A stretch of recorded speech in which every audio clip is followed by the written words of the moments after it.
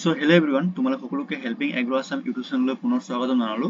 আজিৰ ভিডিঅ'ত তোমালোকক জনাব বিচাৰিম after third day counselling category wise কিমান সিট খালি আছে, কোন কেটা কলেজত কিমান সিট তোমালোকে লব পাৰিবা আৰু এইচএফসিৰ যেহেতু আজি কাউন্সেলিং আছে সো কোনটো কলেজত কিমান এইচএফসিৰ সিট আছে সম্পূৰ্ণ কথাখিনি জনাই দিম। লগতে তোমালোকক জনাম যে সেকেন্ড কাউন্সেলিং শিডিউলটো কেতিয়া ৰিলিজ কৰিব সম্পূৰ্ণ কথাখিনি তোমাক জনাই দিম। সো ভিডিঅ'টো স্কিপ নকৰাকৈ সম্পূৰ্ণ চাবলৈ চেষ্টা কৰিবা আৰু যদি তেওঁলোকে চেনেলটো সাবস্ক্ৰাইব কৰা নাই তেন্তে চেনেলটো সাবস্ক্ৰাইব কৰি পেলাই বেল আইকন দবাই ৰাখিবা কাৰণ এগ্ৰিকালচাৰৰ কিবা আপডেট লাগিলে আমাৰ চেনেলৰ পৰা তোমালোকে পাই থাকিব।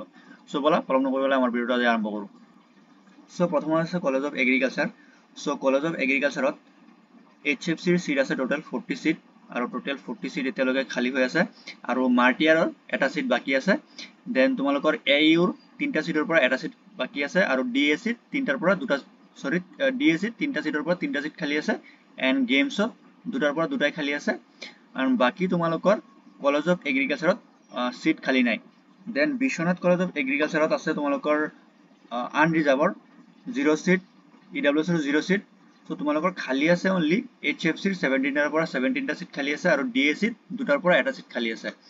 Then Sarat Chandra Sinha college of এগ্ৰিকালচাৰত আনৰিজাৰ্ভৰ এটা সিট খালী আছে, হেতু তোমালোকে ল'ব নোৱাৰা, কিবা এটা প্ৰবলেমৰ কাৰণে তেওঁলোকে সিটটো দিয়া নাই। মেবি তোমালোকৰ সেকেন্ড কাউন্সেলিং লৈকে এই সিটটো তোমালোকক দি দিব।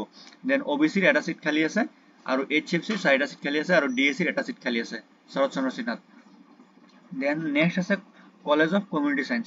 সো কলেজ অফ কমিউনিটি সায়েন্সত মাৰ্টিয়াৰত এটা সিট খালী আছে, এইউ দুটা সিট, ডিএসিত এটা সিট, গেমছত দুটা seat. So college of community সায়েন্সত ইমান কেটা সিট খালী আছে আৰু বাকি যিমান কেটেগৰী আছে সেই কেটেগৰী কেটাত সব ফিল আপ হৈ আছে। দেন নেক্সট আছে college of fishery science.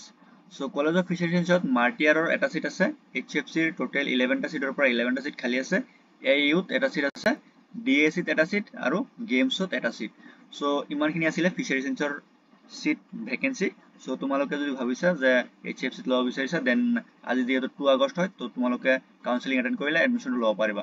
Then college of সেৰিকালচাৰত এইচএফসিত আছে 3টা সিট, এইউত আছে এটা সিট, ডিএসিত এটা সিট। সো নেক্সট আছে তোমালোকৰ college of veterinary science. So college of veterinary science খানাপাৰাত এইচএফসিৰ আছে 5টা সিট, মাৰ্টিয়াৰৰ আছে এটা সিট, ডিএসিৰ আছে দুটা সিট। সো ইমান কেটা আছিলে কলেজ অফ ভেটেৰিনাৰী সায়েন্সৰ ভ্যাকেন্সি। দেন নেক্সট আছে Lakhimpur college of veterinary science. So এইচএফসিৰ আছে 8টা, ডিএসিৰ আছে এটা আৰু বাকি যিমান কেটেগৰী আছে সব ফিল আপ হৈ গ'ল। Then college of horticulture and farming system research, তাত এইচএফসিৰ 9টা সিট, এইউৰ এটা সিট, ডিএসিৰ এটা সিট আৰু এমআৰএনৰ এটা সিট খালী আছে আৰু বাকি তোমালোকে দেখা পাইছা সব ফিল আপ হৈ গ'ল। দেন লাষ্ট কলেজটো হ'ল college of community science, that is FND বুলি কয়, ফুড নিউট্ৰিশ্যন এণ্ড ডায়েটেটিক্স। এইচএফসিৰ আছে 3টা সিট, এইউৰ আছে এটা সিট, ডিএসিৰ এটা সিট আৰু গেমছৰ এটা সিট আৰু বাকি যিমান কেটেগৰী আছে সব কেটেগৰী ফিল আপ হৈ গ'ল। সো এতিয়া কথাটো হ'ল যে যিবিলাক ষ্টুডেণ্টৰ ৰেংক বহুত পিছত জেনেৰেলৰ ধৰি লোৱা সেকেন্ড ডে কাউন্সেলিং মানে থাৰ্ড ডে কাউন্সেলিঙত বহুত পিছৰ ৰেংক থকা ষ্টুডেণ্ট বিলাকক মাতিছিলে লাইক 1500 বা 2000। সো তেওঁলোকে কাউন্সেলিং এটেন্ড কৰি লাভ নাই, যদি তেওঁলোকৰ এইচএফসি কেটেগৰী আছে আৰু এইচএফসিত এডমিশন ল'ব বিচাৰিছে দেন তেওঁলোকে কাউন্সেলিংটো এটেন্ড কৰিলে হ'ল, আদাৰৱাইজ তেওঁলোকে সিট নাপায়, এনে কাউন্সেলিংটো এটেন্ড কৰিব লাগিব। সো এতিয়া কথাটো হ'ল তোমালোকৰ সেকেন্ড কাউন্সেলিংৰ শিডিউলটো কেতিয়া ৰিলিজ হ'ব। তোমালোকে যেতিয়া কলেজত ৰিপোৰ্ট কৰিবা, কলেজত ৰিপোৰ্ট কৰাৰ পিছত তোমালোকৰ ওৰিয়েন্টেশন চলিব, মেবি তোমালোকৰ 1 উইক হ'ব পাৰে ওৰিয়েন্টেশন বা কিছুমান কলেজত 4 দিন বা 5 দিন থাকিব পাৰে।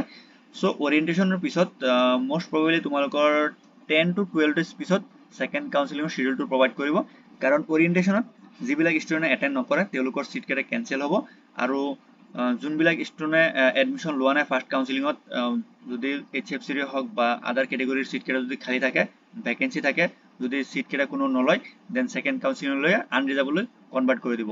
সো আনৰিজাৰ্ভৰ সিট কেটা বাঢ়ি যাব, সো পিছৰ ৰেংক থকা ষ্টুডেণ্ট বিলাকে আনৰিজাৰ্ভত এডমিশন ল'ব পাৰিব। সো তোমালোকৰ যেতিয়া সেকেন্ড কাউন্সেলিংৰ শিডিউলটো প্ৰভাইড কৰিব তোমালোকক ভিডিঅ'ৰ থ্ৰুৰে জনাই দিয়া হ'ব। সো আজিৰ কাৰণে ইমানখিনি আছিলে, যদি ভিডিঅ'টো ভাল লাগিছে দেন লাইক কমেন্ট কৰি ভিডিঅ'টো শ্বেয়াৰ কৰিবা আৰু চেনেলটো সাবস্ক্ৰাইব কৰিবলৈ নাপাহৰিবা।